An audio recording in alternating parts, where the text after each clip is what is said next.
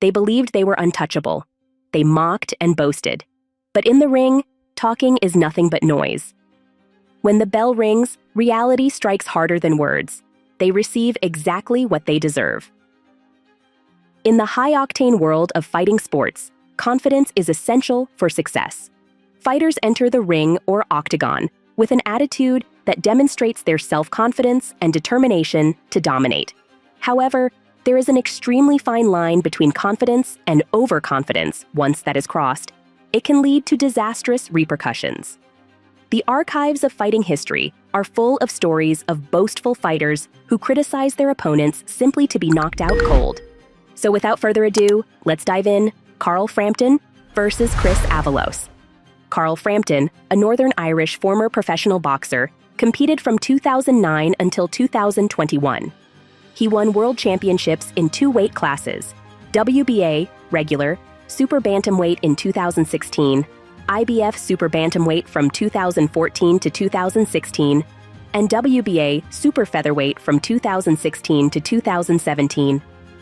When Frampton won the featherweight world title in 2016, he became the first Northern Irish boxer to hold world titles in 2 weight classes.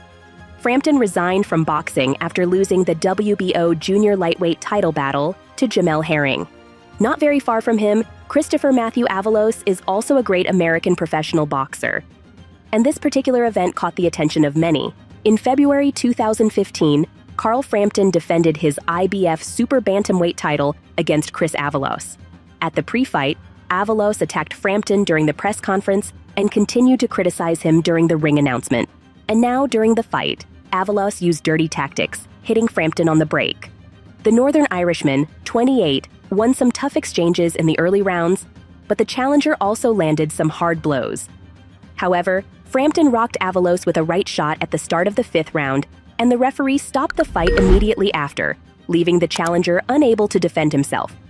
Eddie Hall versus Bjrnsson. Following months of heated exchanges, Eddie Hall fought half-Thor Bjrnsson in what was dubbed the strongest boxing battle in history. Hall insulted Bjornsson's family and insulted him during the press conference. Once in the ring, Bjornsson's superior boxing abilities were evident. I felt proud of myself for attempting to pick some up.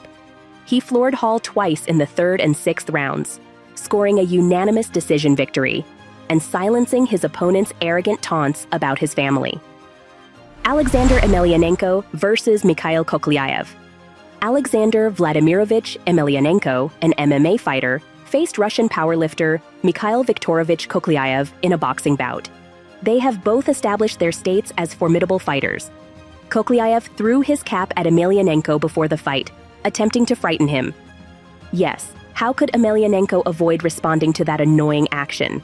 Emelianenko responded in the ring by knocking Kokliaev out in the 1st round, making quick work of his opponent and demonstrating that arrogance alone is insufficient to win. Of course, that was one of the most interesting matches ever, Devon Haney versus Regis Prograce. Devon Haney made his light welterweight debut against Regis Prograce, competing for the WBC light welterweight title. Prograce mocked Haney before the fight, underestimating his talents. Haney dominated through the rounds, even defeated Prograce in the 3rd round. Haney timed it well. His precision strikes throughout the bout resulted in a unanimous decision victory, proving the cocky Prograce's mistake and ensuring Haney's place as a 2-division champion. Mikheyev versus Fields. In this heavyweight bout, Oleg Mikheyev met Cedric Fields. Throughout the battle, Fields taunted and threatened Mikheyev, instructing Mikheyev to unleash punches. There is just one decision. Mikheyev was steadily breaking down Fields with precise shots. By the conclusion of the 6th round, Mikheyev had floored Fields twice, and while Fields tried to survive, he eventually quit on his stool after round 7 and was slain by his opponents. Reese versus Broner. In February 2013, former world champion Gavin Reese challenged Adrien Broner for the WBC lightweight title. Reese initially gained success by hitting successful strikes and body punches, and feeling secure, he began showboating. Broner capitalized, gaining control in the 3rd round and knocking Reese out in the 4th. Despite Reese's determination, Broner's unrelenting pressure forced Reese's corner to call it quits in round 5, turning Reese's confidence into regret. Juus Honi versus Figo Opelu. In October 2020, Juus Honi made his professional debut versus Figo Opelu for the Australian heavyweight title. Opelu, hoping to upset the 21-year-old, taunted Honi throughout the bout. He was continuously pushing Opelu forward and then going to the body, where they traded the ball. By the 6th round, Opelu's corner had had enough and threw in the towel, preventing any further damage and defeating the arrogant Opelu. Sarin versus Mikheyev. Adrien Mikheyev defeated Edison Sarin in April 2023 to defend his WBO World Middleweight and IBF Pan-Pacific belts. Even with a rigorous battle, Mikheyev, however, reversed the trend and defeated Sarin's unethical methods.